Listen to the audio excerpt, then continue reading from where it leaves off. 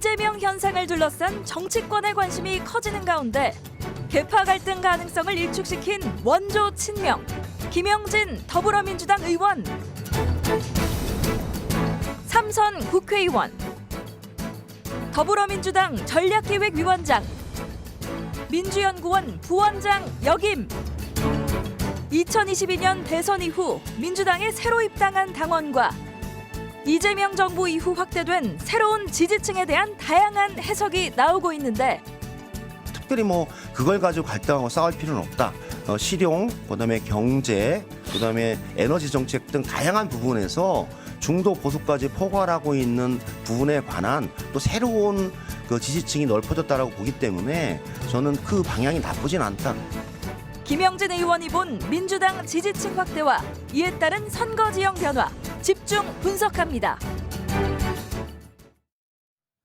사법개혁과 행정통합 등을 둘러싸고 정치권 갈등이 이어지고 있습니다. 6.3 지방선거가 다가오면서 정치권 긴장감은 더욱 높아지고 있는데요. 김영진 더불어민주당 의원과 자세한 이야기를 나눠보겠습니다. 김 의원님 안녕하십니까? 네, 반갑습니다. 네, 중동 상황이 만만치 않습니다. 이재명 대통령 귀국 직후에 임시 국무회의를 주재해서 주식시장 상황 등을 점검했는데요. 국회도 외통위를 열어서 상황을 지금 보고 있고요. 우리 경제 등에 미칠 파장 어떻게 보고 계세요? 실제로는 예측할 수 없는 상황이 발생했기 때문에 경제가 제일 싫어하는 예측 불가능한 상황이 지금 되고 있어서 우리나라가 이것을 어떻게 잘 대응할 것인가에 대한 게 대단히 중요합니다. 그래서 이재명 대통령께서도 해외 순방 마치고 바로 들어와서 임시 국무회의를 열어서 대책을 논의했고, 특히 순방 중에도 김민석 총리나 정부에서는 매일 대책회의를 열어서 진행을 했습니다. 그리고 당에서도 제가 재경위에 있는데 재경위, 산자부, 그다음에 금융위 등 여러 연관된 그 위원회가 모여서 중동 상황에 대한 대응 방향에서도 논의를 해서 실제로 고유가 속에서 어떻게 우리 민생의 문제를 할 것인가, 나머지 경제에 미치는 파급 문제를 최소화해 나갈 것인가에 대해서 같이 논의하고 준비하는 시간을 가졌습니다. 해외 시장 상황 등을 감안해서 국회도 지금 대미투자 특별법 처리에 여야가 지금 합의를 했습니다. 오늘 12일 날 국회 본회의에서 처리하겠다 이런 방침인데요. 대외 변수 등에는 사실 여야가 지금 따로 있을 수 없지 않습니까? 없죠. 예, 그렇습니다. 네. 늦었지만 다행이라는 그런 생각이 듭니다. 네네. 실제 대미투자특별법은 우리가 한미 관세 협상에서 결정을 했었던 2천억 달러의 직접 투자와 1,500달러 조선업 투자를 법적으로 안정화시키는 겁니다. 그래서 한미 간의 신뢰를 문서로서 확인하는 부분이기 때문에 저희들이 트럼프 이재명 대통령이 경주 회의에서 합의했던 내용들을 구체적으로 실현하는 거기 때문에 대단히 중요하고, 그를 통해서 미국 대법원에서 관세 협상이 잘못됐다고 나왔지만 개별 품목 협상의 품목 관세를 다시 매긴다라고 하는 트럼프의 대응을 우리가 유연하게 대응하기 위해서는 대미투자 특별법을 통과시키는 게 대단히 중요한 사항입니다. 그래서 여야가 경제와 투자, 외교 이 분야에서는 정쟁을 초월해서 하겠다는 취지를 했기 때문에 지금 소위가 논의 중이고 12일 날 본회의에서 통과시킬 예정입니다. 하지만 이제 사법개혁 3법 등을 둘러싼 여야 간 갈등 여전히 지금 이어지고 있는데요. 국민의힘은 장외투쟁까지 얘기를 합니다. 여야 입법을 둘러싼 지금의 충돌 상황은 어떻게 보고 계세요? 실제 사법개혁 3법은 재판소원법, 그다음에 법왜곡죄, 대법원, 대법관 증언 이렇게 3법인데 사실 오랫동안 논의가 되어 왔었고, 실제로는 윤석열 검찰 정부와 조희대 사법부에서 드러났던 문제를 한 번은 정리하고 나가는 게 필요하다. 그 질곡이 계속 되면 우리 사회 갈등이 더 첨예화되기 때문에 한 번은 법적인 정비를 통해서 진행을 한다. 그런 취지에서 사법개혁 3법을 진행을 했고, 거기에 대해서 국민의힘은 필버를 통해서 반대 의견을 제시를 했는데 결과론적으로는 본회의 통해서 의결이 되고 대통령께서도 제가를 했기 때문에 그 법이 안정화돼 나가고 그 이후에 정말 문제가 된다 그러면 논의를 통해서 사회적 합의를 다시 한번 해나갈 수 있다 이렇게 보고 있어요. 말씀하신 대로 지금 여권 검찰 개혁에 이어서 사법 개혁에도 힘을 쏟고 있는데요. 나아가서 정청래 민주당 대표는 오늘도 조희대 사법부가 사법 불신의 원흉이라면서 조 대법원장 퇴진을 요구했습니다. 조 대법원장은 뭐 앞서서 사퇴할 뜻이 없음을 분명히 했고요. 이에 따라서 민주당에서 지금 탄핵안 얘기까지 나오는데 실제 조 대법원장에 대한 탄핵 소추안 발의까지 이어질까요? 저는 이제 사실 이 문제에 관해서는 민주당은 야당이 아니라 여당 아닙니까? 네. 한마디로 국민들의 삶과 그다음에 법적인 여러 가지 상황들을 잘 유지해 나가면서 대한민국이 안정적이고 예측 가능한 사회로 갈 수 있다라고 하는 부분이 대단히 중요한데 그 중에 이 사법의 분야 이 대단히 중요하거든요. 네. 최종적으로 판결하기 때문에. 그러면요. 그래서 사실 1년 전부터 조희대 대법원장에 대한 탄핵론이 나왔는데 저희들이 신중을 기했던 것은 헌법과 법률에 위반해서 객관적인 사실이 입증이 됐을 때 사실은 탄핵안을 발의하고 국회에서 의결하면 헌재 다시 심판을 받는 과정 아닙니까? 그 과정까지 염두에 두고 제가 보기에는 그 절차와 과정을 잘 가져가는 게 필요하다. 그리고 내용적으로도 명확하게 헌법과 법률의 위반 사안들과 네. 그것을 뒷받침할 수 있는 객관적인 증거와 내용이 됐을 때 제가 보기엔 진행하는 게 필요하다라고 보는데 조금 여러 가지 의견들이 있어서 네. 신중하게 살펴보고 진행해야 된다 그렇게 보고 있습니다. 조 대법원장이 버틸 경우에 여당에서는 법원 행정청 폐지와 또 전관 예우 근절 2차 사법개혁으로 압박 강도를 높이겠다 이런 방침인데요. 이 점은 어떻게 보고 계세요? 이제 그거는 사실은 우리나라가 가지고 있는 그 3심 체제에서 대법원의 법원 행정처가 네. 사실 대법원의 인사 이 부분들을 좌지우지하고 대법원장의 그 일방적인 이 지시를 이행할 수 있는 그런 우려가 많이 있어서 네. 사실 문제가 많이 제기됐던 부분이거든요. 그런데 그 문제에 관해서도 저는 그동안의 그 법원행정처의 여러 가지 일들 중에 진행했던 사안들의 장단점을 잘 살펴보고 어떻게 제도 개혁을 해 나가는 것이 사법부의 독립과 삼권의 행정위법 사법의 삼권의 견제와 균형의 논리를 잘 유지해 나갈 것인가를 네. 같이 보면서 저는 판단하는 게 필요하다라고 봐요. 네. 이 문제는 사실 대단히 중요한 문제이기 때문에 저희들이 좀 시간을 가지고 논의해 나가더라도 그렇게 떨어지지 않을 것이다. 그렇게 보고 있습니다. 너무 서두를 상은 아니다 이렇게 네, 그렇게 보시는 보고 거군요. 있습니다. 네. 민주당 내 윤석열 정권 조작 기소 진상규명 및 공소 취소를 위한 국정조사 추진위원회가 활동을 시작했습니다. 11일이죠. 국정조사 요구서를 접수하고 신속하게 의결해서 4월 안에 조사를 마무리하겠다는 계획인데요. 이게 이제 당초 친명계 의원들의 개파 모임 아니냐 이런 지적이 있었잖아요. 이 논란은 좀 해소가 됐습니까? 지금은 뭐 제가 방송에서도 여러 번 얘기했지만 공소 취소 모임이 30명 정도가 아니라 최초에 87명에서 105명까지 의원들이 동의를 했기 때문에 네. 그 정도는 민주당이 전체적으로 진행을 해서 당론적인 범주 내에서 진행하는 게 필요하다. 그리고 윤석열 검찰정부에서 진행했던 여러 가지 조작 기소라든지 검찰권의 남용이라든지 이런 문제에 관해서는 역사적으로 살펴보고 검찰권이 제대로 적용이 되고 범죄를 수사하는 역할로 하는 게 필요하지 네. 특정 정치인이나 일방의 진영을 압살하는 형태로 가는 건 안 맞다라고 하는 게 사회적인 합의가 아닌가. 김 의원께서 그런 처음에 생각이죠. 문제 제기를 했잖아요. 그래서 문제 당연히 제기를 공식 했습니다. 기구로 그래서 수사하는 게 필요하다. 공식기구로 수용하는 게 필요하다고 했는데 그것을 원내대표가 이제 대책위원장을 맡으면서 네. 정상화시켜서 지금 논의를 하고 있고 이번 달에 있는 그 이번 달엔 임시국회 본회의에서 국정조사 요구서를 제출하고 의결이 되면 네. 정상적인 과정을 통해서 국정조사를 진행해 나간다. 그런 방향과 일정이 현재 잡혀 있다고 봅니다. 여야 지금 행정통합법을 두고도 대치하고 있습니다. 대구, 경북, 충남, 대전 통합 문제에 대한 관심이 있고 이 갈등을 과연 어떻게 풀어갈 것이냐 또 정치권의 주요 사안인데요. 이 문제는 어떻게 봐야 합니까? 실제로 이게 그 대전 충남이 가장 먼저 진행이 됐고 그랬었죠. 그래서 이장우 대전시장, 김태흠 충남지사가 대전 충남을 통합하면서 충청권의 새로운 도약의 전기를 만들겠다. 네. 그리고 그래서 지방세 좀 그 지원을 좀 많이 해달라 이런 취지로 진행이 됐는데 그 부분에서 대통령이 내려가서 화답을 해준 거잖아요. 그렇죠. 그래서 이제 대통령께서 대전에 가서 국민과의 대화를 통해서 그럼 진행하자. 네. 화끈하게 받아서 진행하려고 그랬더니 또 반대를 하는 그런 상황이 와서 저희들도 현재 상황이 대단히 곤혹스러운 상황입니다. 네. 왜냐하면 대전 충남에 계신 국민들은 동의를 하는데 해당 자치단체인 이장호 시장과 김태흠 지사가 반대하면서 네. 지금 완전 교착 국면에 지금 걸려 있는 거예요.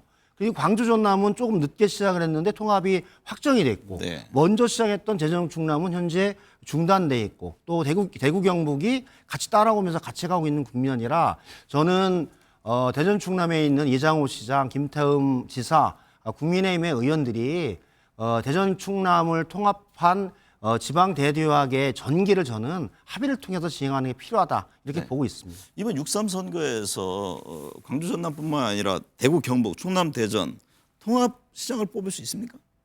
현재 상황은 저는 그렇게 진행될 것으로 예측을 했거든요. 네. 그런데 대전 충남이 현재 진행되고 있지 못하고 대구 경북은 사실은 초기에는 동의하다가 네. 대구는 동의하고 경북이 반대를 하다가 또다시 경북에서 소수는 반대하고 다수가 동의하면서 대구 경북 통합을 가자라는 의견이 나왔는데 아직 좀 전체적으로 대구 경북이 정리된 의견으로 제가 보기에는 제안을 해서 네. 하는 게 필요하다고 봐요. 그래서 저는 민주당에서 당론으로 결정해서 와라. 그렇죠. 그런 제가 입장이잖아요. 보기에는 대구 경북도 국민의힘에서 당의 전체적인 의견을 잘 모아서 저는 광주 전남 대구 경북이 양축이 같이 진행하고 대전 충남까지 가는 게 최상이다. 그러나 합의할 수 있는 범위 내에서 통합을 통해서 지방 소멸을 극복하고 지방 조속 성장을 통한 대한민국의 대도약의 그 길을 한번 열어보는 게 필요하지 않은가라는 정말 절박한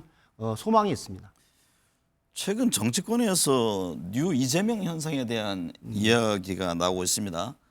중도 지지층 확장의 결과라는 분석이 있고 또 민주당 내 이게 뭐 새로운 개파 형성이다 이런 시각이 있는데요. 어떻게 보고 계십니까?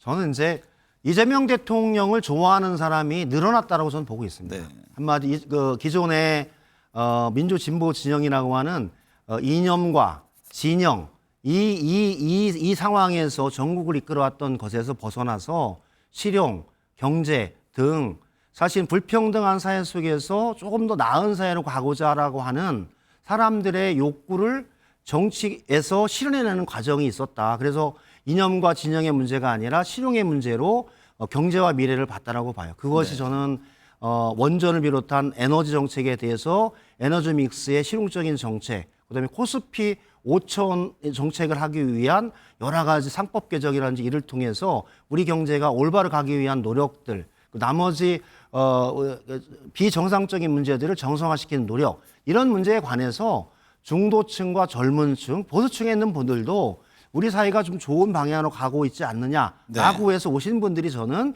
뉴 이재명이라고 하는 그 하나의 그 스펙트럼 이내 있지 않나 해서 저는 긍정적으로 보고 있어요. 네.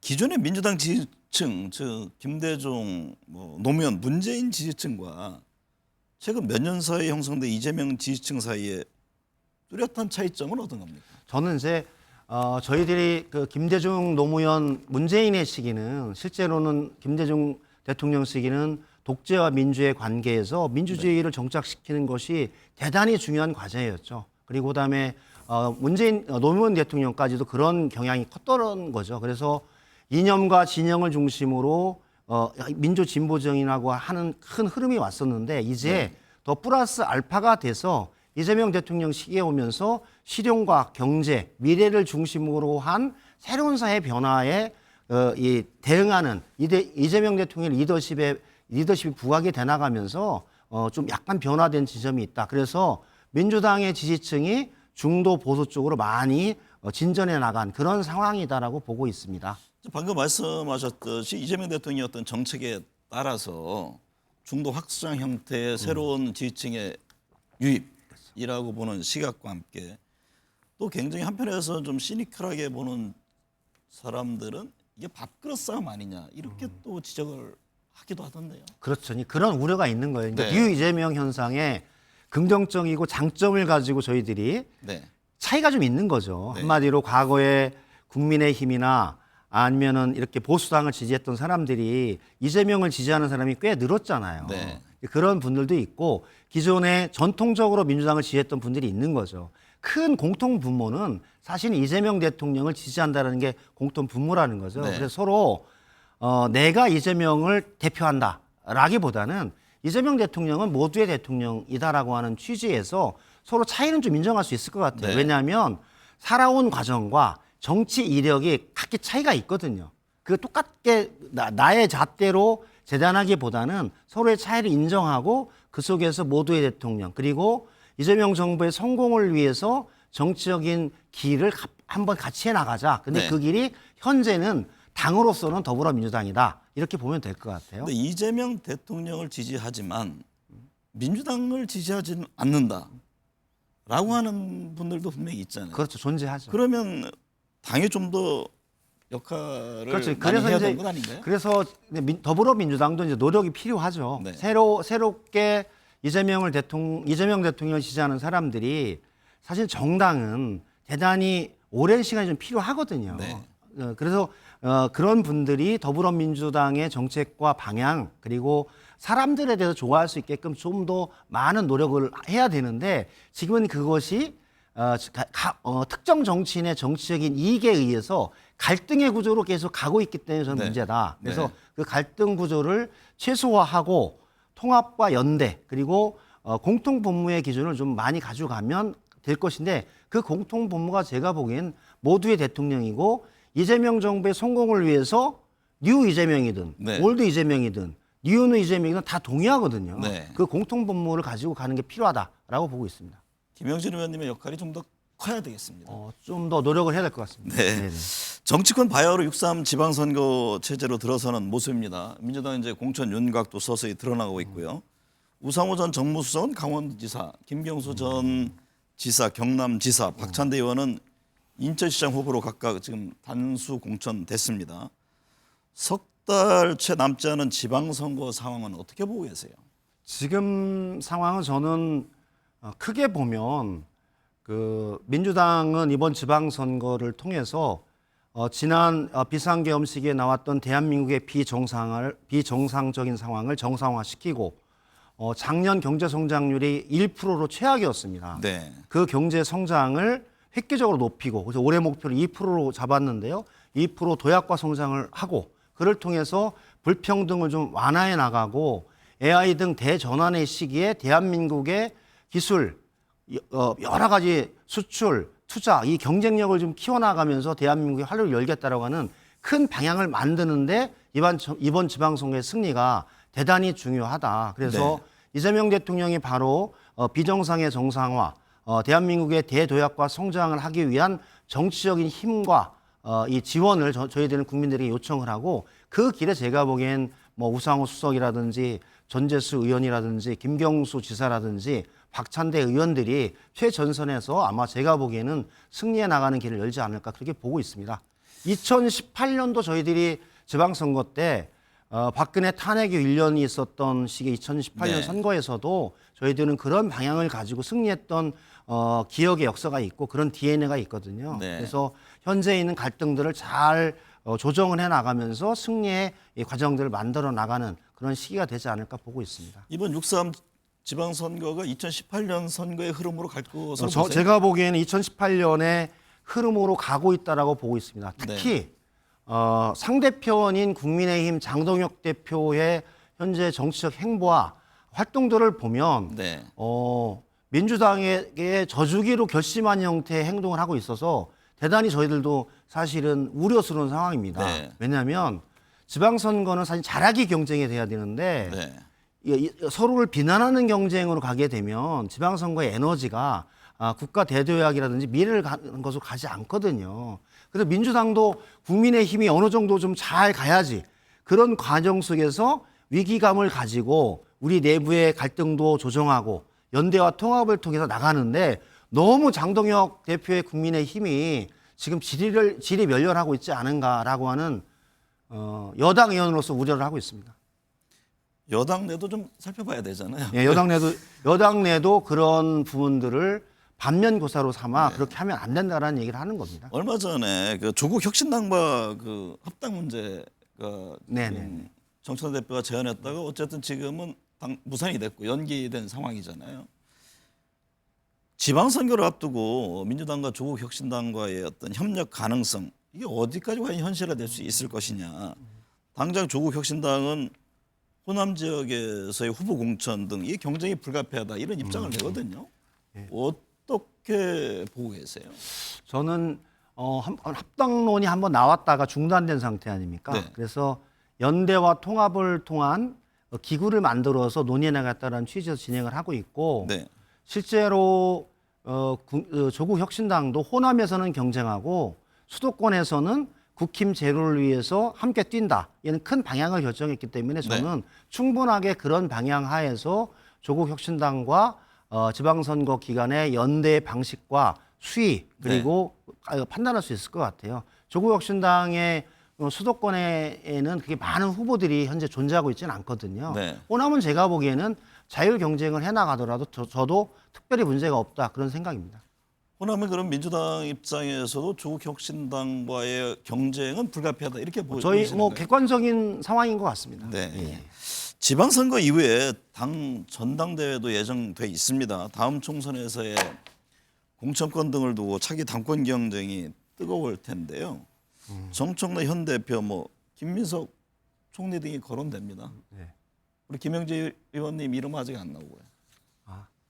항상 저게 예측 가능하지 않아야 그 정치가 재밌으니까요. 네. 그 하고 마음속에 두고 현재는 있다고 제가 해석을 보기에는 하겠습니다. 민주당에는 대단히 이제 그 다음 당을 이끌어 나갈 사람들이 꽤 많이 포진하고 있다 이런 생각이 들어요. 그러니까 네. 송영길 대표, 김민석 총리 또 이번에 그 무죄를 받은 송영길 대표, 네. 김민석 총리 이렇게 해서 다양한 사람들이 저는 노력을 하면서 경쟁을 통해서 선의의 경쟁을 통해서 지지력을 만드는 거는 민주당이 가져왔던 역사적인 전통입니다. 그래서 저도 제가 보기에는 근데 당원과 국민이 판단하기에 정청래 대표는 당대표의 역할을 네. 김민석 총리는 총리의 역할을 또 송영길 전 대표는 송영길 전 대표의 역할을 가장 잘하는 사람을 제가 보기에는 차기 당대표로 더불어민주당 우리 당원들과 국민들이 선택할 것이다. 그렇게 보고 있어요. 그래서 저는 네. 뭐 지금 여러 가지 논의들이 있지만 지금의 일들을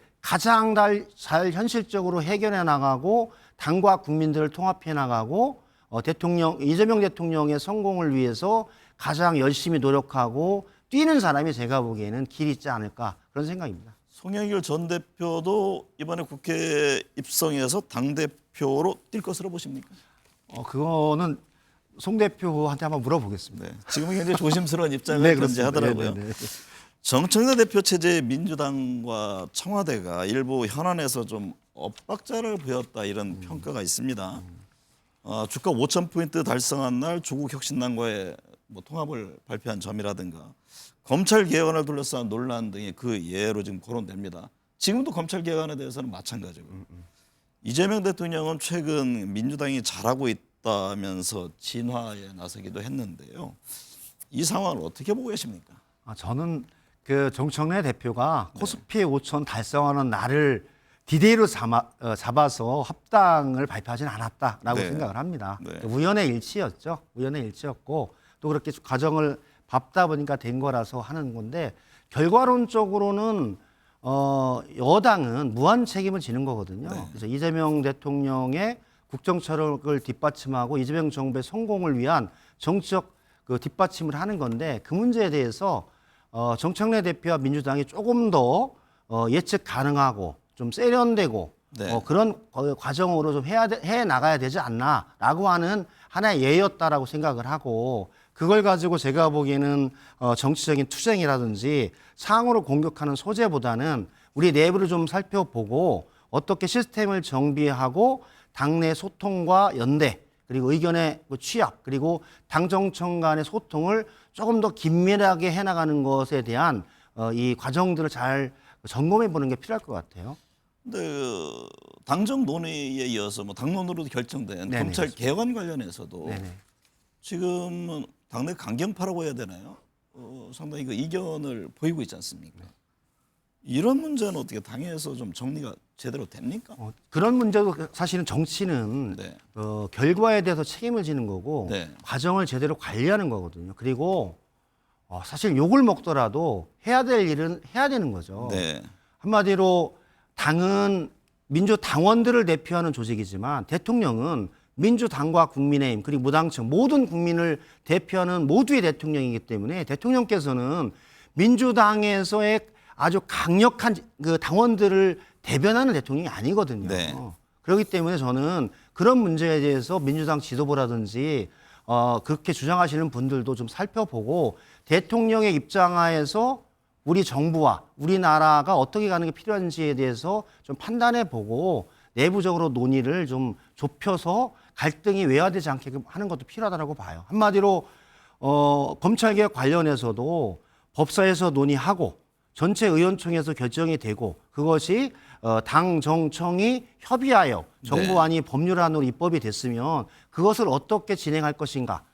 그 속에서 제가 보기엔 미세적인 문제에 관한 부분들을 조정할 수 있겠지만 큰 틀을 다시 한다라고 하는 것은 저는 적정한 방향은 아니다 그렇게 보고 있습니다. 이재명 대통령 집권 2년 차에 접어들었습니다. 주가 5,000포인트 달성에 이어서 최근에는 부동산 정상화 의지를 강조하고 있는데요. 김 의원에게는 원조 친명이라는 수식어가 붙습니다. 이재명 대통령의 리더십을 한마디로 표현한다면 어떤 겁니까? 저는 이재명 대통령은 성남시장, 경기지사를 할 때도 그랬고 당대표를 하실 때도 그렇고 실제로는 이념보다는 민생, 네. 말보다는 실행과 실천 그것을 가장 중요하게 저는 봤다라고 봐요. 한마디로 진영의 이로우냐 해로우냐가 아니라 통합을 통해서 그것이 전체 국민에게 이로우냐 해로우냐를 가지고 하는 판단의 기준이 좀 바뀌었다라고 보거든요. 지금 행정을 통해서 이렇게 보여주고 그렇게 있죠. 보여주고 있는 거죠. 네. 그래서 저는 그것이 현재 이재명 대통령의 길을 방향을 열어주는 게 아닌가. 네. 이념보다는 실용, 그다음에 말보다는 실행과 실천, 그리고 분열과 갈등보다는 통합, 진영보다는 통합, 국민 통합의 길을 가고자 하는 명확한 전 방향이 있다. 그렇게 보고 있습니다. 말씀하신 대로 이 대통령은 모두의 대통령, 국민 통합 의지를 다집니다. 오늘도 사실 대통령의 가장 큰 책임은 국민 통합이다. 이런 점을 강조했습니다. 뭐 인사를 봐도 보수정에서 있던 이해운 전 의원을 기획예산처 장관 후보자로 지명한다든가 어쨌든 앞으로 인사 등을 통한 이 같은 대통령의 통합 행보는 임기 내내 이어질 가능성이 커 보이죠. 저는 당연한 것 같습니다. 네. 이재명 대통령은 상당히 계획적이고 집요합니다. 네. 될 때까지 합니다. 네. 그렇기 때문에 인사를 통해서 국민 통합을 하고자 하는 길들을 사실 열었고요. 네. 뭐 이해운 기획예산처 장관뿐만이 아니라 이석연 국민통합위원장 그리고 각급 위원회 이런 속에서도 우리 국민을 대표하는 분들이 진영을 떠나 우리 사회의 발전과 나라의 그 여러 가지 성장에 기여가 된다면 저는 어느 분이라도 저는 모셔서 쓸 것이다 그런 생각이 들어서 앞으로도 인사 분야에서는 더 많은 국민 통합의 메시지들이 있지 않을까 그렇게 보고 있습니다. 네. 경랑에 휩싸인 중동 정세가 우리 경제와 외교에 어떤 영향을 미칠지 우려가 커지고 있습니다. 정치권 역시 안에서의 갈등과 대립은 접어두고 거센 외풍에 맞서 함께 힘을 모아 위기를 극복해 가야겠습니다. 김 의원님 오늘 함께해서 감사합니다. 네, 고맙습니다.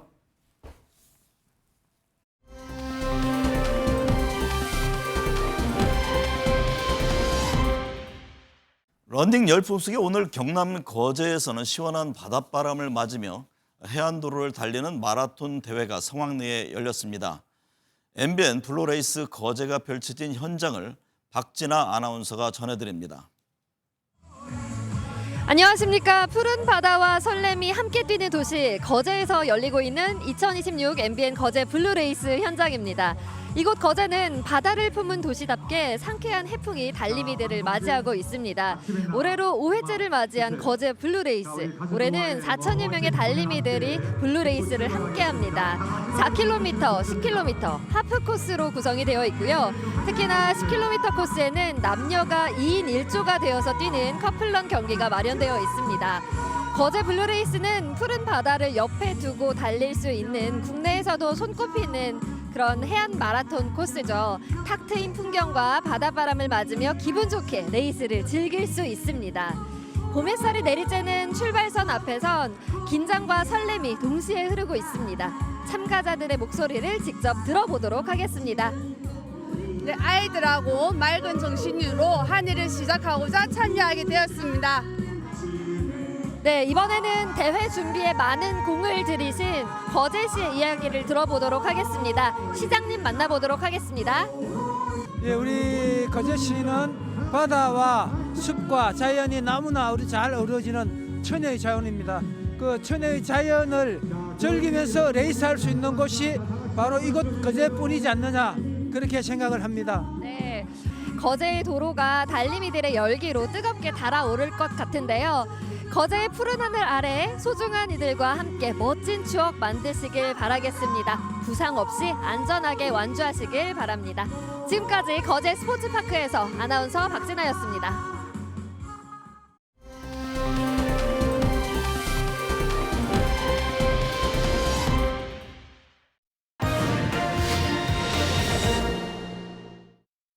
미국 이란과의 전쟁 외교 현안 짚어봅니다. 박현도 서강대 유로메나 연구소 교수, 김용현 동국대 북한학과 교수 나오셨습니다. 두 분 어서 오십시오. 네, 안녕하십니까? 네. 박 교수님, 미국과 이스라엘의 선제 공격으로 시작된 대이란 군사작전이 9일째 지금 이어지고 있습니다. 종전을 위한 중재 움직임이 처음으로 언급됐지만 트럼프 대통령은 무조건 항복 외에는 협상이 없다 이런 강경한 입장을 재확인했는데요.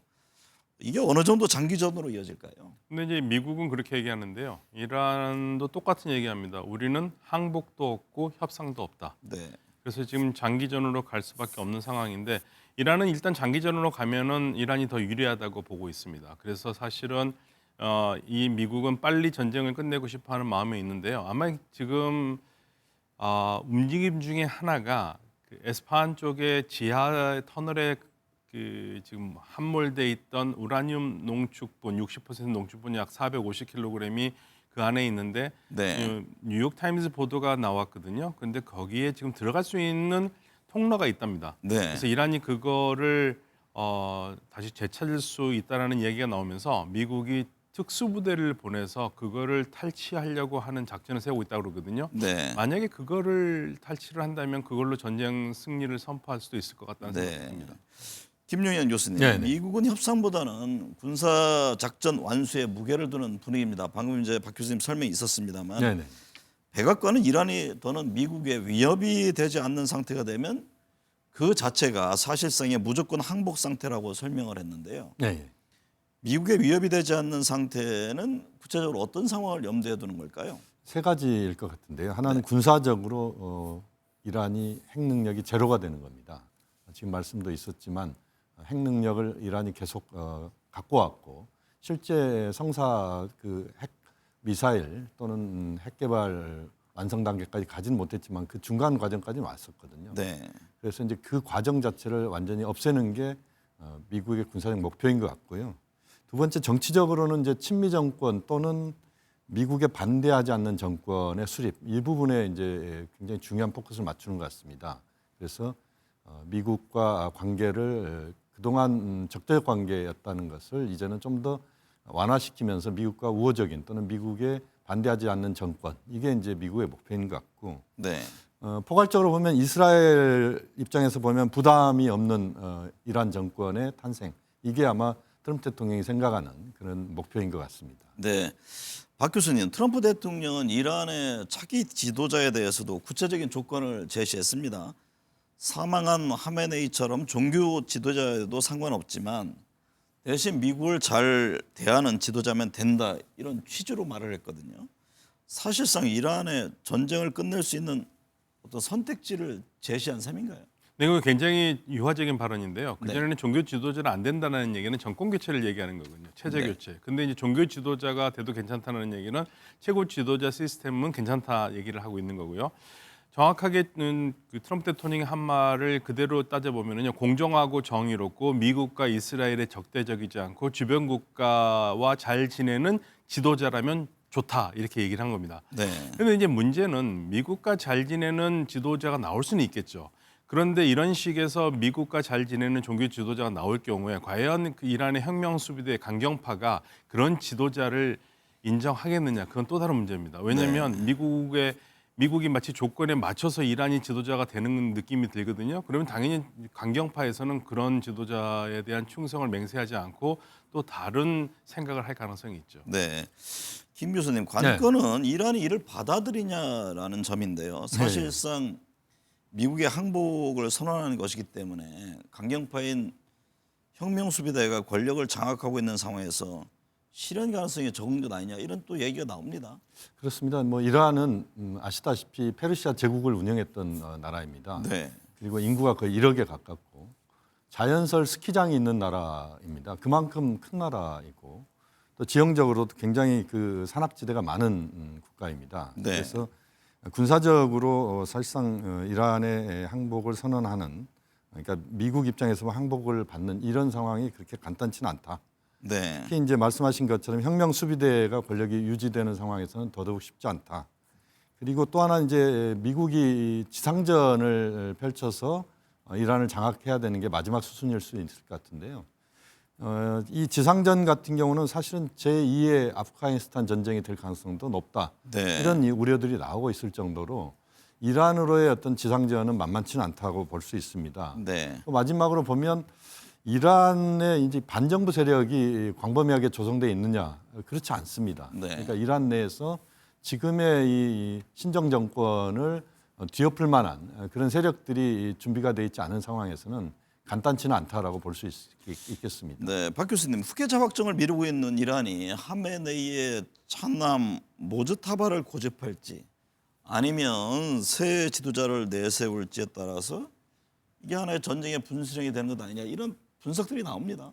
지금 이란 최대 반체제 신문인 이란 인터내셔널의 보도에 따르면요, 네. 내부 소신통을 인용해서 최고 지도자를 선정하는 과정에서 한 약 14명 정도의 의원들이 88명 의원이 투표를 해야 되거든요. 그러니까 한 14명이 이 절차에 문제가 있다 하면서 거부를 하고 있답니다. 네. 그러니까 지금 그 말이 맞다면은요, 아마도 지금 모지타바로 뽑아놨거나 아니면 뽑으려고 그러는데 반대파들이 있다는 얘기거든요. 네. 이게 쉽지가 않습니다. 뽑아도 문제입니다. 왜냐하면 모지타바를 뽑은 다음에 뭐 국제적으로 모지타바가 새로운 지도자를 하는 순간 미국과 이스라엘은 반드시 제거 작전을 할 거거든요. 네. 원래 모지타바도 제거 작전을 하려고 그랬었는데 실패를 한 거거든요. 그때 같은 회의 없었기 때문에. 네. 그래서 모지타바를 뽑았다 하더라도 이란이 발표하기는 쉽지 않은 상황입니다. 네. 김 교수님, 네네.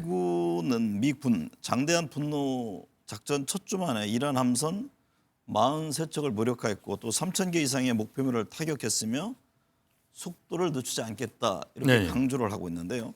일각에서 제기된 무기 고갈에 대한 문제는 어떻게 보세요?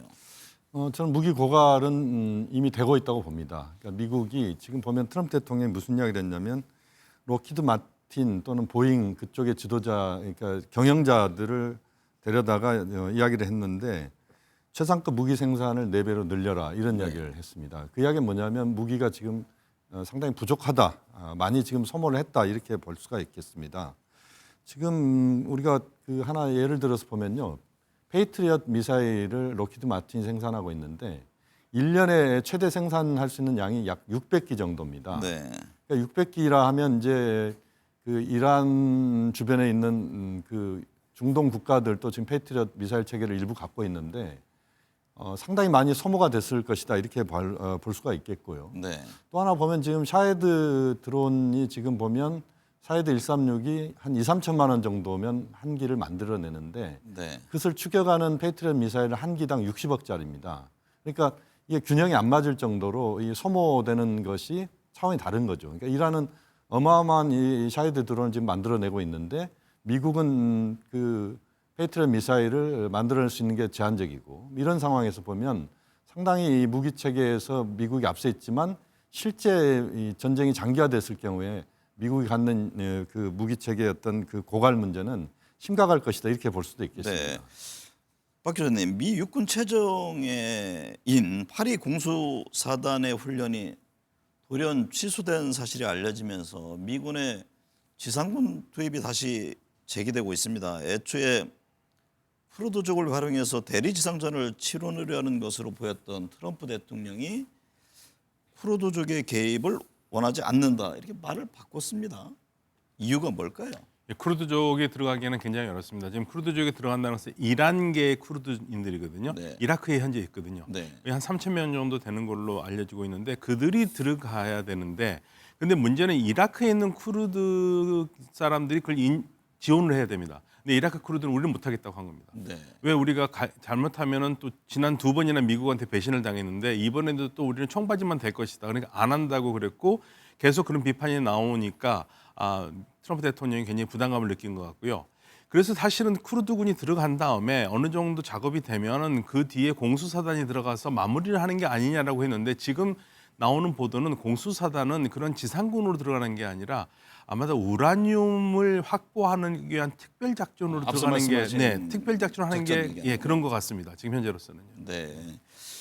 김 교수님, 이란의 네네. 반격 과정에서 주변 걸프 국가들과 민간인 피해가 벌어지자 네네. 해제시켜야 한 이란 대통령은 이들에게 사과하고 공격 중단을 선언했는데요. 네. 사과 몇 시간도 지나지 않아서 걸프국을 또 달아 공격했습니다. 또 다리. 이 상황은 어떻게 봐야 합니까? 아마도 이제 이란 대통령이 사과했던 것은 이제 걸프 국가들이 보복을 할 수 있다는 것에 대한 이제 부담이 있었을 겁니다. 그러니까 네. 이란이 사실상 그 걸프 국가를 공격한 것은 민간 시설을 공격하고자 하는 것은 아니었습니다. 최초에는 걸프 국가에 있는 미군 기지들을 공격하는 것이었는데 네.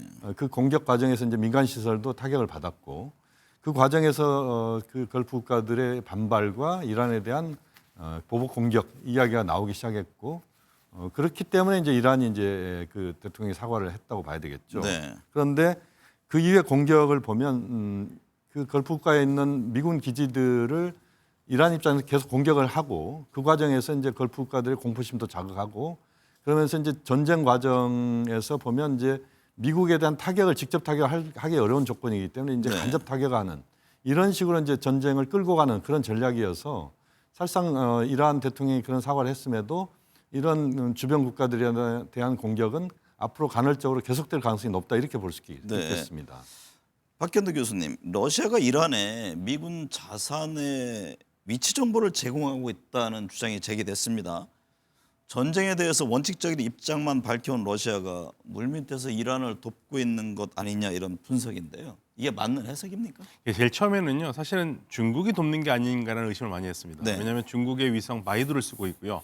중국 위성에서 지속적으로 미군의 그 위치 같은 사진들을 계속 공개를 많이 했었거든요. 네. 그래서 아마도 이란이 중국과 물밑에서 무슨 기술 협력이 아닌가 했는데 지금 워싱턴 포스트가 보도한 거거든요. 네. 이건 러시아가 한 거다. 러시아가 왜 했느냐면 러시아 우크라이나 전쟁 때 바이든 행정부 때 러시아의 자산을 우크라이나가 알려줘서 러시아가 굉장히 피해를 많이 봤잖아요. 네. 거기에 대한 보복이라고 얘기를 하고 있고요. 그래서 이번엔 사실은 굉장히 정확하게 이란의 미사일이 가서 꽂히고 드론이 가서 공격을 한 게 이런 러시아의 기술 제공이라고 거의 이제 확실해진 것 같고요. 이래서 이제 미국이 조용하게 지금 러시아에게 그렇게 하지 말 것을 지금 요청하고 있습니다. 그러니까 네. 아마 러시아가 하는 건 맞은 것 같습니다. 지금 이제 관련해서 또 예의주시하고 있는 게 이란은 유럽이 참전하면 보복하겠다 이런 입장을 네. 냈잖아요. 하지만 지금 미국 폭격기가 영국 본토지에 등장했는데요.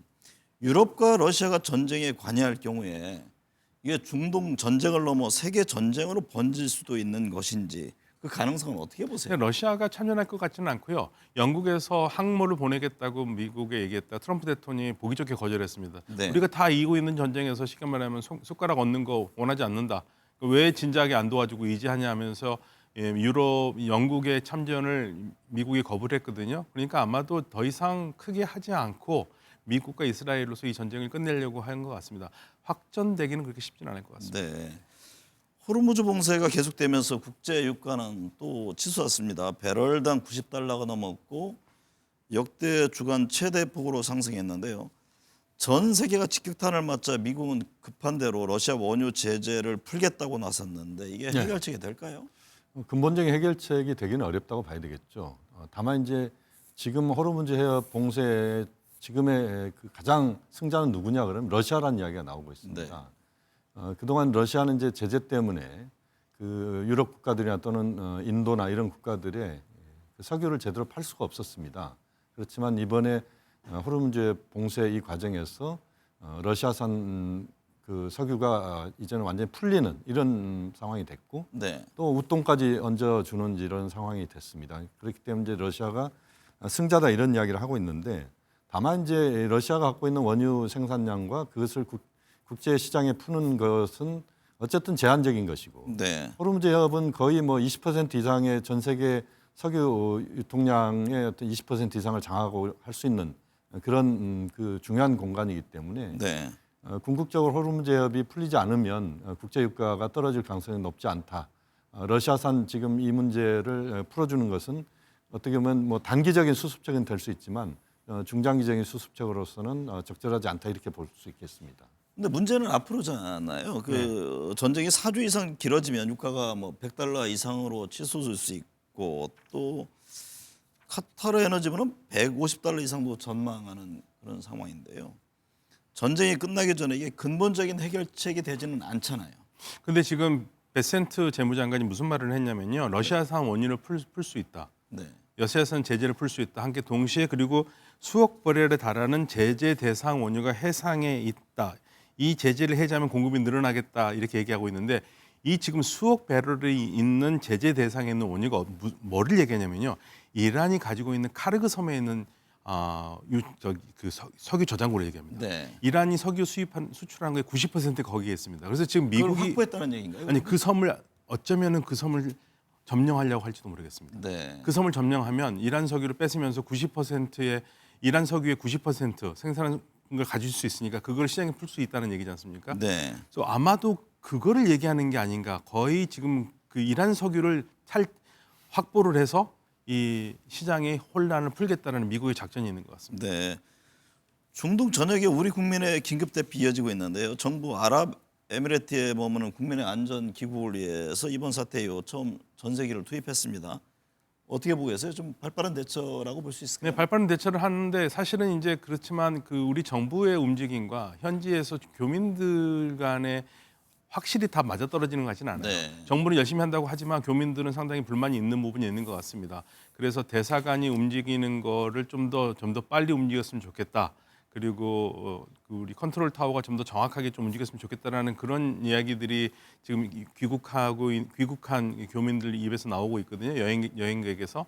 그래서 그런 부분들은 아마도 우리 정부가 소홀히 하다기보다는 현지 정부와의 밀접한 관계를 통해서 여러 가지 그 항공편을 마련해야 되는데 그런 점에서 약간 교민들이 생각하기에는 부족한 점이 있었던 것 같아요. 네. 그래서 저는 이번 정부가 국민을 위한 정부니까 이 교민들이 그런 마음이 들지 않도록 일일이 좀 잘 달래고 확실하게 정보를 정확하게 주면서 교민들이 흔들리지 않고 정부를 믿을 수 있는 그러한 것을 다시 한번 점검해 봤으면 좋겠습니다. 방금 전에 이재명 대통령 내일 긴급 점검 회의를 갖는다는 그런 또 내용이 들어와 있네요.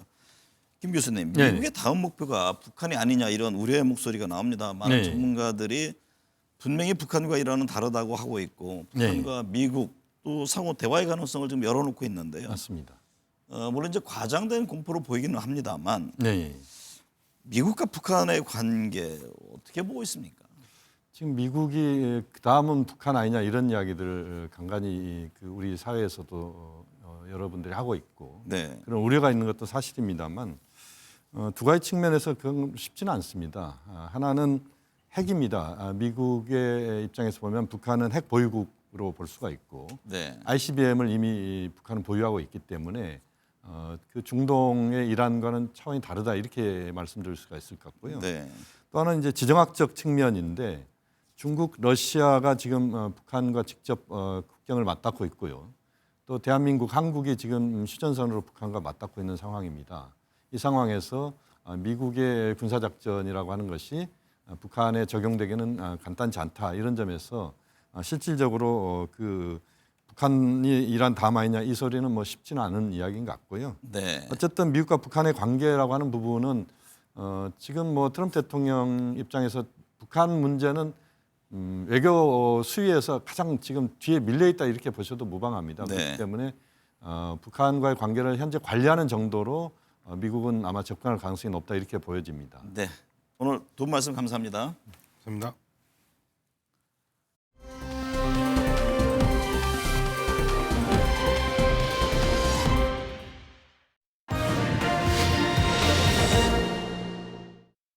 네, 한 주간 여론 흐름 짚어봅니다. 김미연 RN서치 소장, 배종찬 인사이트 K 소장 나오셨습니다. 두 분 어서 오십시오. 안녕하십니까? 안녕하세요.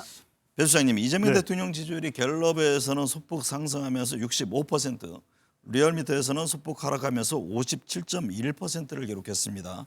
지난 한 주 지지율 흐름 어떻게 보셨습니까? 약간의 등락은 있지만 대통령의 지지율 고공행진입니다.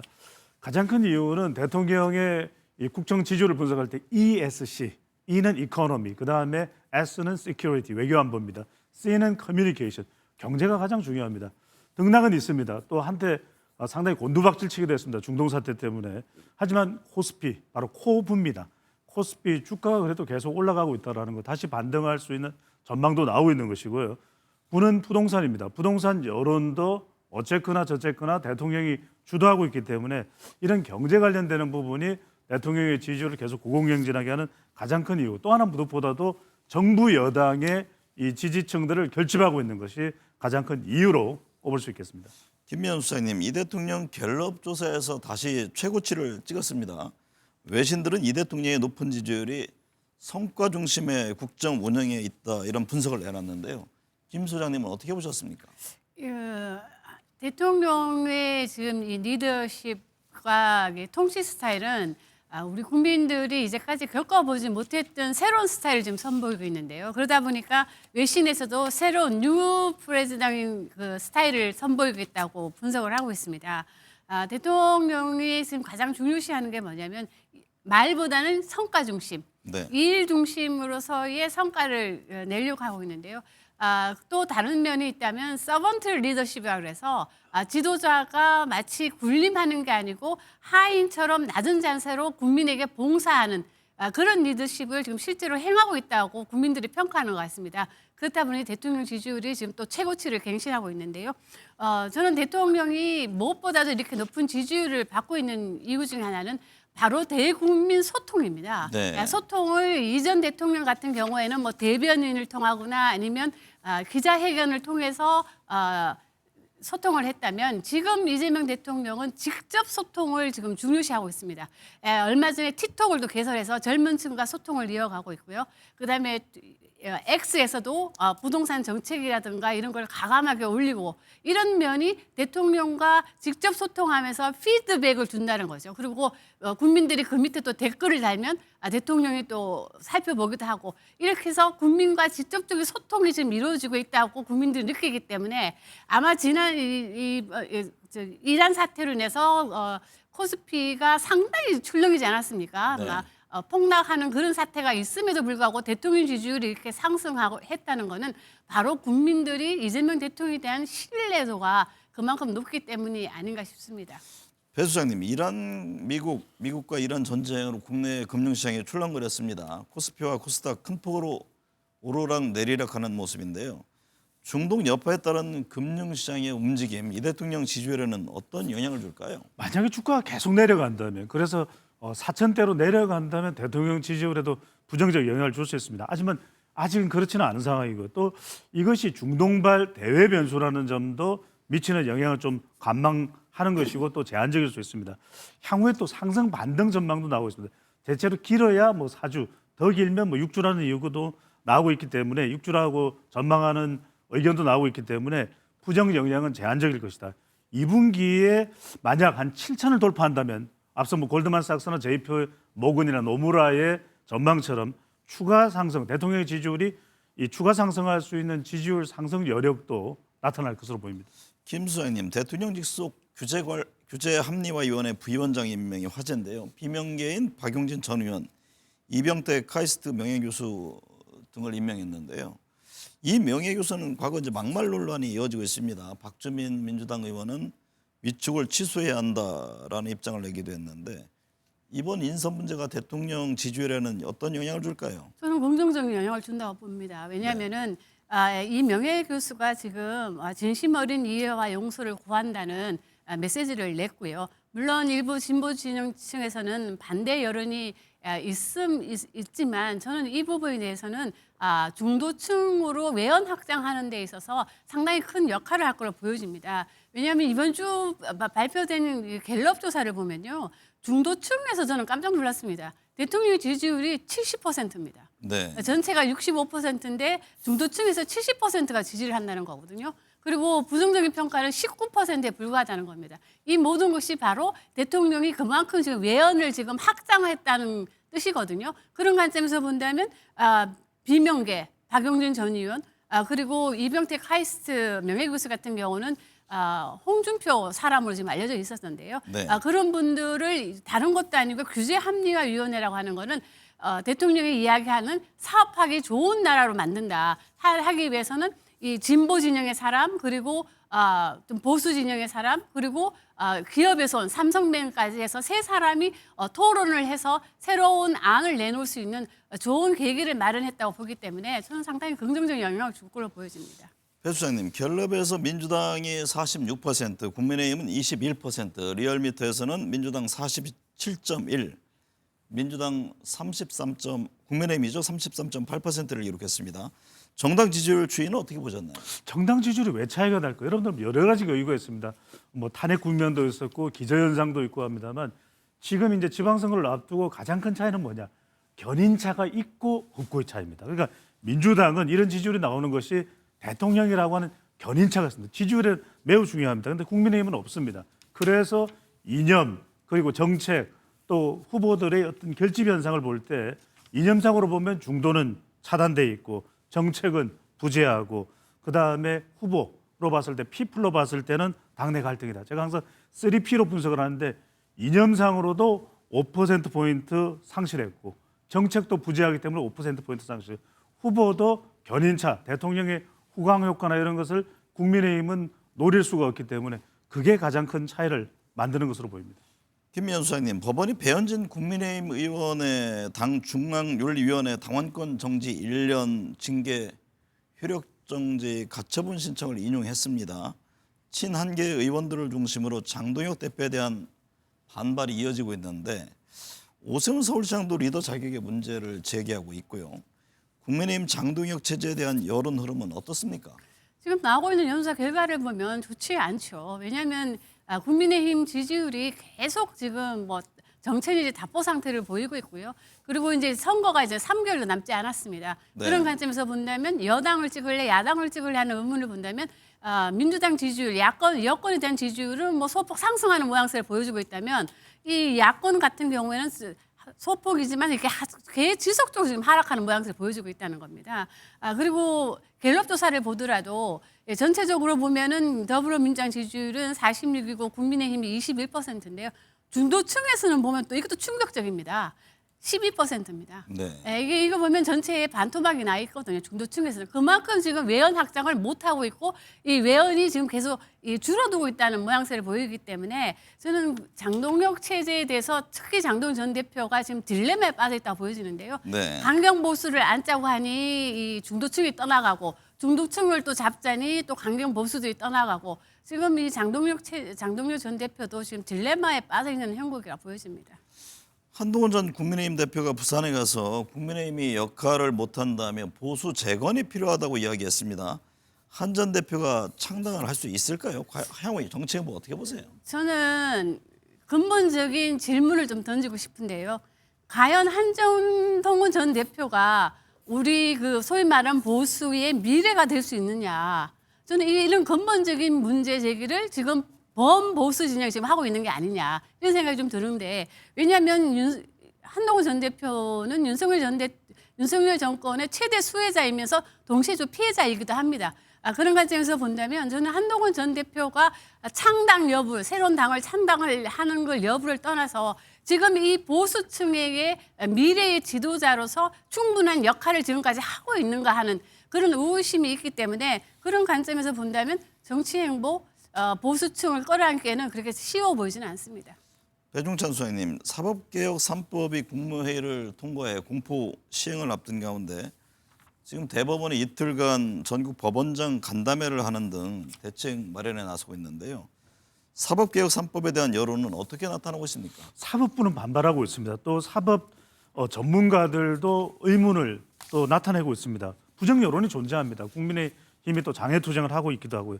하지만 여기서 중요한 것은 현실적인 여론입니다. 대통령과 민주당 지지층들은 똘똘 뭉쳐서 결집을 하고 있죠. 중도층은 다소 유당쪽에 있습니다. 하지만 이럴 때 중요한 것이 법과 관련된 것은 참 여론 형성하기가 쉽지 않은데 국민의힘이 여기에 대한 저항력 또는 대항력이 있다면 달라질 수도 있겠지만 국민의힘 보수 모두 대항력에 있어서 제한적이기 때문에 지금 사법과 관련된 이 여론 돌리기는 어려워 보입니다. 김 소장님, 민주당은 조희대 대법원장 사퇴 압박 수위를 높이고 있고 조 대법원장은 뭐 임기를 지키겠다 이런 의지를 다지고 있는데요. 오늘도 정청래 대표는 조희대 사법부가 사법불신의 원흉이라면서 직격했습니다. 조 대법원장 사퇴 가능성은 어떻게 보세요? 저는 매우 낮다고 봅니다. 왜냐하면 이제 조 대법원장을 물러나게 하는 방법은 탄핵 외에는 그냥 방법이 없지 않습니까? 또 제가 개인적으로 생각할 땐 여론조사를 해보면 사퇴해야 된다는 의견이 통계학적으로 보더라도 의미가 있는 조사가 나오기는 합니다. 그럼에도 불구하고 대법원장이 이게 사퇴하는 거는 결국적으로는 어떻게 보면 또 역풍도 있을 수 있기 때문에 네. 저는 이 부분에 대해서는 조 대법원장의 사퇴 가능성을 이야기하기보다는 법원을 빨리 정상화시키는 게 필요하지 않을까 싶습니다. 배 수장님, 민주당은 우상호 전 청와대 정무수석을 강원지사 후보, 또 김경수 전 지방시대위원회 위원장을 경남지사 후보, 박찬대 의원 인천시장 후보로 지금 단수 공천했습니다. 국민의힘 소속 현역 단체장을 겨냥한 속도전이다 이런 해석이 나오네요. 그렇죠. 선제적 공천이죠. 이른바 이들을 공천하면서 윤석열 키즈 공략입니다. 그러니까 강원도, 인천, 경남이거든요. 수도권과 PK를 공격하고 있는 것인데 최근에 1000만 돌파했나요? 왕가 사는 남자, 대통령과 가까웠던 남자, 우상호, 박찬대, 김경수 다 가까웠죠. 말하자면 이들이 이 도전자들인데 대통령의 지지율과 연동하는 전략으로 보입니다. 네. 국민의힘 지도부가 안철수 의원에게 서울시장을 또 김은혜 의원에게 경기도지사 출마를 제안했지만 거절했다고 전해지고 있습니다. 뭐 유승민 전 의원 얘기도 있었고요. 국민의힘 경선 대지표 자체가 어려워지는 겁니까? 지금 상황에서는 그렇게 보이지만 아마도 당선 가능성이 좀 희박하다 생각하니까 현역들 지금 출마에 대해서 이야기하지 않는 것 같은데요. 그나마 저는 좀 더 시간을 좀 두고 본다면은 아마도 이분들 중에 나올 사람도 있지 않을까 좀 그렇게 생각합니다. 네. 배 수장님, 국민의힘 현역 단체장이 아닌 후보들끼리 예비 경선을 치른 뒤에 최종 경선에 오른 후보가 현역 단체장과 1대1로 맞붙는 방식의 경선을 도입한다고 밝혔는데요. 오세훈 서울시장을 겨냥한 것 아니냐 이런 해석이 나오던데 어떤 배경에서입니까? 그렇습니다. 이른바 이제 복면가왕식이거든요. 근데 복면가왕식이라는 것은 그 의중은 이른바 현역 단체장도 안전하지 않다. 오세훈 시장, 박형준 부산시장 안심하지 마라. 우리 바꿀 수도 있다. 그런데 이게 이제 좀 부정적인 겁니다. 그러다 보니까 현역 단체장을 그냥 컷오프시키기에는 좀 부담스럽다.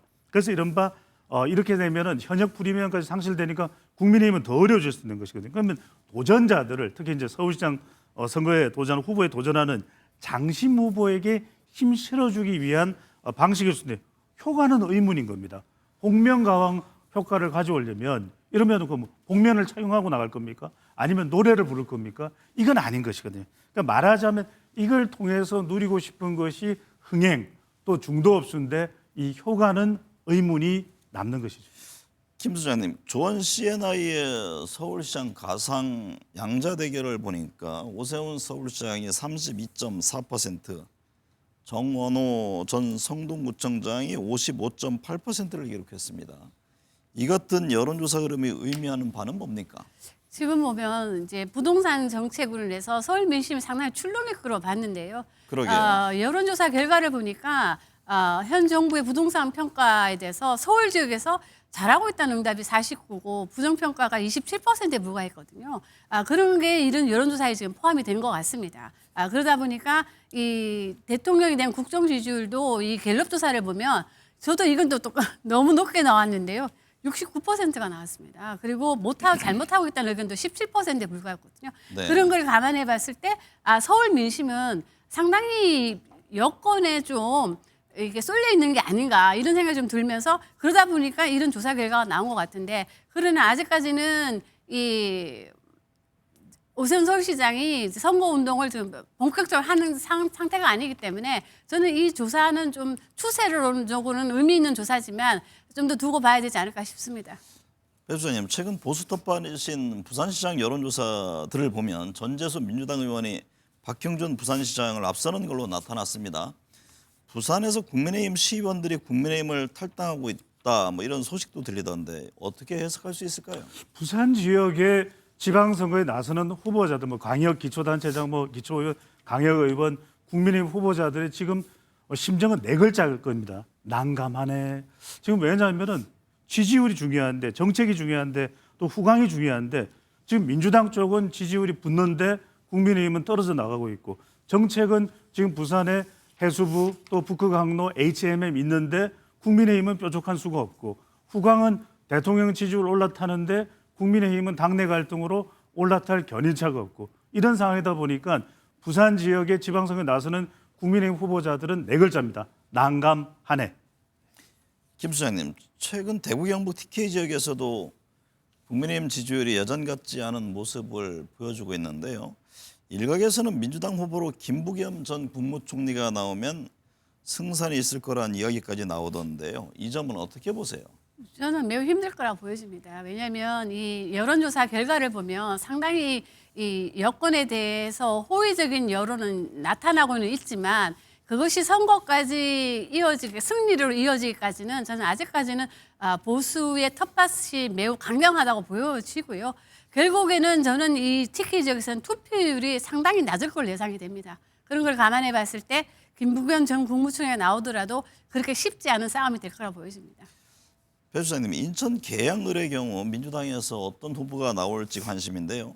송영길 전 민주당 대표와 김남준 전 청와대 대변인 교통정리가 되겠지요? 될 것 같습니다. 그리고 김남준 쪽일 가능성이 높을 것 같습니다. 지난주에 송영길 전 대표가 시사 스페셜에 출연했거든요. 그때만 하더라도 김남준보다는 송영길 쪽으로 봤는데 지금 한 주 사이 달라졌습니다. 정청래 대표를 송영길 전 대표 만났는데 그 이후에 이 개항을 무조건 변화 없다. 이 정서가 아닌 것 같아요. 그러다 보니까 여기서 국회에만 입성하면 된다. 이러다 보니까 친명 간의 교통정리가 개항을은 김남준, 인천 연수는 송영길 쪽으로 교통정리될 가능성이 높을 것으로 보입니다. 대구 경북이라든가 대전 충남 이제 행정통합 문제가 어떻게 될지 관심인데, 뭐 강원식 대통령 비서실장의 경우 통합 여부에 따라 출마가 결정날 텐데요. 행정통합 여부에 따른 두 지역의 여론 흐름은 어떨까요? TK 같은 경우에는 상당히 이제 찬성 의견이 높은 것으로 나타나고 있고요. 대전 충남도 마찬가지입니다. 그럼에도 이 강훈식 비서실장의 출마가 변수로 등장하면서 이 모든 게 좀 흐트러진 것 같은데요. 저는 뭐 아직 시간적인 여유가 있으니까 통합은 좀 가능하지 않을까 이렇게 생각을 합니다. 이번 주 어떤 점 눈여겨봅니까? 중동사태 유가주가가 있고 대미투자특별법이 9일 심사 12일 통과를 앞두고 있습니다. 대통령의 부동산 메시지가 어떤 것이 나올까? 또 행정통합이 12일이 마지노선이라는 이야기가 나오는데 3월 국회에서 어떻게 처리될지, 또 사법 3법의 국민의힘의 투쟁, 또 한동훈 전 대표의 대구 부산 동행한 의원 당협위원장에 대한 윤리위 제소가 된다고 하는데 관련돼서 여야 간에 민감한 사안들이 펼쳐질 것으로 보입니다. 네, 오늘 두 말씀 감사합니다.